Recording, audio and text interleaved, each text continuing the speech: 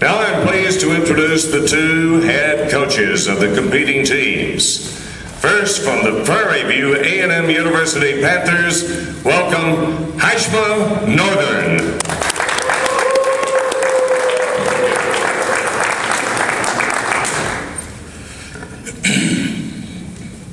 Excuse me.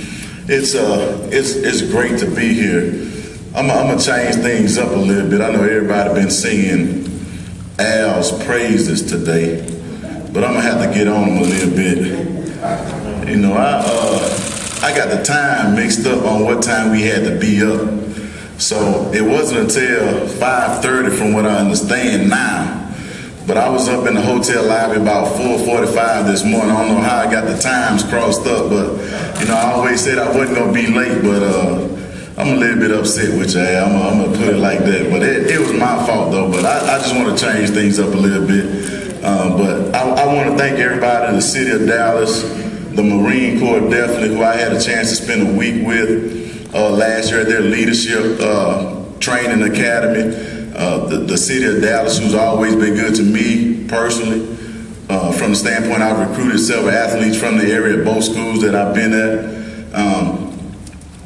And just being around the state fair, my first experience dealing with the state fair, I went to school at Southern, so I really never paid attention to the state fair classic. In my first year, you know, I was on Coach Williams' staff, and we roll into the Cotton Bowl, and I see all these people, and I'm like, what's going on? You know, in my opinion, back then was we just playing Prairie View. But it was a shock to see that many people in the stands at the game with a purple and gold, proud to be Prairie View alums. And now being on the other side, I understand why it was so many people at those games. And if you look at what's going on, all that we've been through today, now I understand why it was so many people back in those days at the time where Prairie View really was struggling in football. So, you know, I must say thanks to the city of Dallas, thanks to Al Wash and everyone that's associated with putting on this great event. Like I say, it's bigger than a football game. It is an event. At one time early during the summer, I had a bout with pneumonia. I was down for about 2 weeks, and I couldn't. My doctor didn't want me to do anything, and I really couldn't. But I kept going to work, and I like I said, I thought the illness and the fatigue was gonna get to me. But now it's another illness and fatigue that I'm worried about getting me out of coaching. And it's the Prairie View fans that's sick and tired of us losing, and I'm tired of it as well. So, you know, we're going to get on the right track. We're going to keep on working. I have people calling me, you know, telling me, Coach, keep doing what you're doing. We know you're a good coach. You know, keep on working at it, you know, like I'm going to jump off a bridge or something. But the only thing I understand, you know, is hard work and dedication. Now, you know, last year, y'all told a couple stories about my son who was 4 at the time, and I got a few more stories to tell about him. You know, Doug has his son playing quarterback for him. Unfortunately for me, my son is only 5 years old. But I think I'm gonna put him up for adoption, and after I tell these stories, you're gonna see why. All right. One thing, I didn't get a chance to go home after our game against Jackson State over the weekend, a game which unfortunately we lost. So he was saying, you know, I called him to see what's going on. He said, you know, Daddy, you know, Mama said you don't listen. You don't listen to anybody. I'm like, what are you talking about, son? He said, well, before you went out of town, she asked you to take the trash out, and she asked you to change the lights on the front porch because they don't work. I said, well, I didn't do this. He said, see, you don't listen. So he said, Daddy, I told you to win the football game, and y'all didn't win the football game. He said, you don't listen to nobody, Daddy. So they were listening to the Prairie View game over the radio and watching it a little bit over the internet the last weekend. And my wife was getting irate because we were missing a lot of tackles, to put it lightly, on defense. And she was getting, oh gosh, y'all gotta make those tackles. Ooh, defense, we missing too many tackles. And my son said, Mama, you shouldn't be surprised. And she says, why, Adam? She says, when they come to the house and play football with me, they don't tackle me either. So, I don't know what I'm gonna do with that boy. Now the last thing, and it hurt me to my heart, like I say, sometimes you have to be careful with what you say to kids. So I talked to him this morning, they were on the way to school. So I say, Adam, if depending on how this thing goes, I say, how would you like me to coach your elementary school team? He say, no, Daddy, that's all right. I say, why? He say, well, I think we ought to get the coach from Southern, the new coach from Southern, because he hadn't lost a game yet. They kept saying that on TV. He say, I think we ought to get LSU coach because they ain't lost a game either. And I took him to the Texans practice, and he thinks he's on the first name basis with everybody that plays and coaches for the Texans. So he say, better yet, Daddy, we ought to get Coach Kubiak because they hadn't lost a game either. So we'll get those guys to coach my team because y'all hadn't won a game yet. So I said, all right. So I'm going to call Child Protective Service and see if anybody needs a very intelligent 5-year-old boy. He's potty trained and all that kind of stuff. They always tell him he's cute. So if that helps anybody that want a 5-year-old son or a 5-year-old boy, let me know after this. But I'm ecstatic to be here. Unfortunately, both teams haven't won a game. Fortunately for one of us, one is going to win this weekend. But I am glad to be here representing Prairie A&M University to the fullest, and we will get everything corrected that we need to. I can't dismiss the fact that a big reason why I am where I am is Grambling State University. Got my master's degree there. My mother attended school there. My second college job was there, and I came up through the ranks because of Coach Williams, and I look forward to getting out there competing. I look forward to a great day, a great ride through the fairgrounds to let our guys see what this is all about.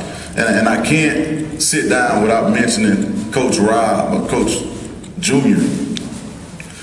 Last Friday, usually when we go to play Jackson State, we go through through Baton Rouge. And we took a detour, and a big reason, part of why we're here is because of his father and College J and starting the classic atmosphere. So we went, it's not necessarily out of our way, but we took the time out of our normal bus trip to stop at the Eddie Robinson Museum and let our guys see what HBCU football is all about. And the thing that made me feel so good as a coach, they showed about a 10-minute video, and during that video, I was saying the same thing in 2012 that Coach Robinson was saying in 1954, 64, 74, 84, all those years. So it made me feel like I'm doing the right things and reaffirm what we're telling our guys about. Also, I had a chance to see a couple of my uncles in the video. My father-in-law played football at Grambling, but it just was a great overall experience. So anybody riding down I-20 east from here and you see the sign that says Eddie Robinson Museum, if it is open, take an hour out of your trip and go through there and see what this State Fair Classic is all about. So I want to say thank you to Coach Junior, Coach Williams, to the Grambling fans, and most of all the Prairie View alums. Thank you.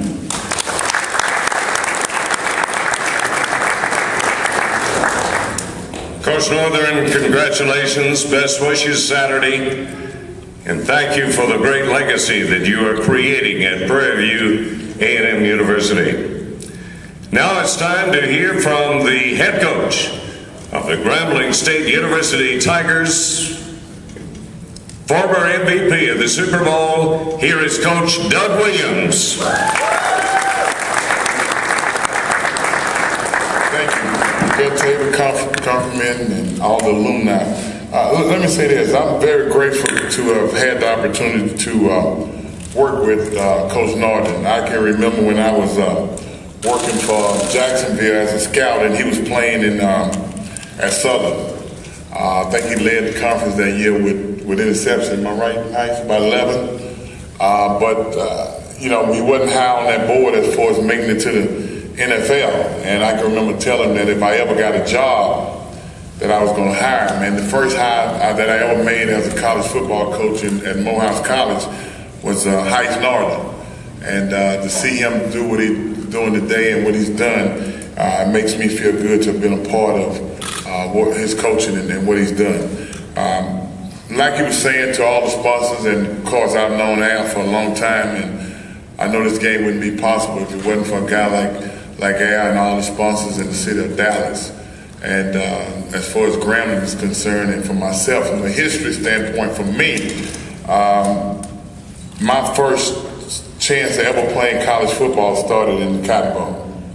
The first pass I threw was in the Cotton Bowl against Prairie. The first TD pass to Sammy White was in the Cotton Bowl. So my career actually started here in Dallas. And having coached at Grambling for 8 years and having the opportunity to come back for this Monday, this press conference, come back for the weekend, has always been a game that we look forward to because it's such a big part of not only Grambling but the historical black colleges in Prairie View. And for the alumni, I think we both have pretty good alumni in this area. Of course, Prairie View being from Texas and Grambling has a big alumni association here in the Dallas area. But at the same time, we have more students who travel to Dallas for this game than we have coming to games when we're on campus. And that's something that we'd like to change. And another thing, you know, we come here and we both, I think, are 0-4 at this stage. And I just want everybody to know that, you know, myself and the coaches and the boards are not walking around with our heads unbowed. Because we understand what the situation is all about, and you're gonna always hear Heist talk about his son. You know, I hope you're around long enough to coach him, Heist, because you hear some things. But as a coach, you know, some things you don't worry about because the hours that you spend and what you see, that's the most important. And I think with the players, they all know what's going on, and we get a chance to spend a lot of time with those guys. And it's not that they're not playing hard, you know, it's just that at times they make mistakes, things happen, and you have to live with them. We sit here 0-4, and we've lost 2 conference games by a total of 2 points. 2 one-point losses to at least one of the better teams in the league in Alabama State, and of course the first game against Alcorn by 1 point. You know, just little things that happen. It's not something that you use as an excuse, it's something that you build upon. And we got a pretty young football team that I think eventually gonna do the things that Grambling's always done. It's been a very competitive football team, and they're competitive now because they play hard. And you know, when we meet as coaches, you know, you expect for everybody to be teed off or disappointed.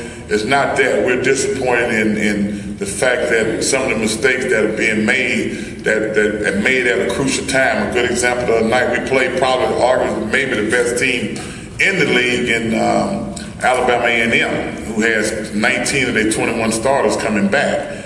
And we took the opening kickoff from the 20-yard line all the way down to the 15-yard line and fumbled, and they picked it up and took it back to the 32. When you got a young team, that kind of deflates you in a little way. You can't tell them, you know, get down. You want them to hold their head up, but sometimes it's that defeated attitude, and when you get behind, it's a catch-up mode. But they're going to keep fighting. They work hard every day, and I think the same thing with Heist.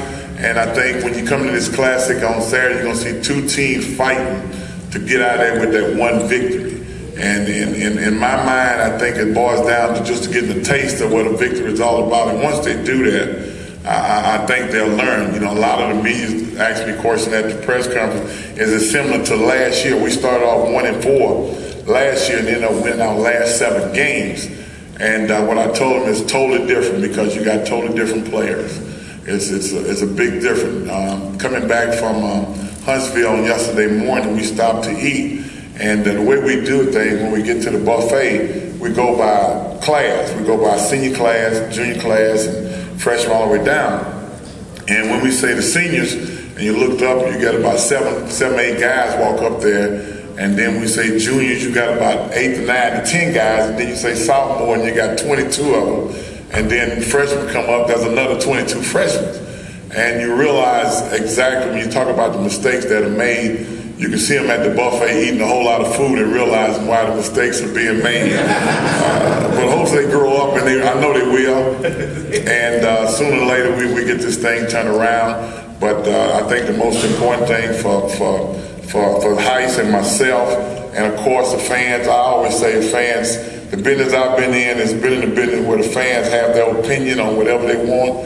But when you're not in the arena, I think it's a little tougher to understand. But I think the most important thing as coaches is not to have rabbit ears, and I don't, because I think I've been to the highs of highs and the lowest of lows, and I've been able to deal with all of them. And I think sooner or later, a lot of things you will overcome, and he will. I hope it don't start this week.